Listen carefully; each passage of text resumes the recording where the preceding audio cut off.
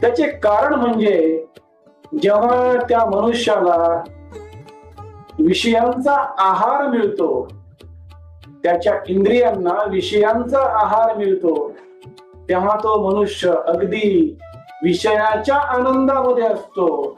पण जेव्हा त्याला विषय कमी प्रमाणात मिळतात, तेव्हा त्याची इंद्रिय त्याला सतावत असतात आणि ते इंद्रिय विषय न मिळाल्यामुळे त्या मनुष्याच्या जीवनामध्ये दुःख निर्माण करतात. म्हणजे विषय मिळाले तर सुख, विषय कमी प्रमाणात मिळाले किंवा न मिळाले तर दुःख. अशा प्रकारच्या या सुख दुःखाच्या चक्रामध्ये इंद्रिये त्या मनुष्याला नेतात आणि इंद्रियांचीच लालसा, इंद्रियांच्या आहारी गेलेला असा मनुष्य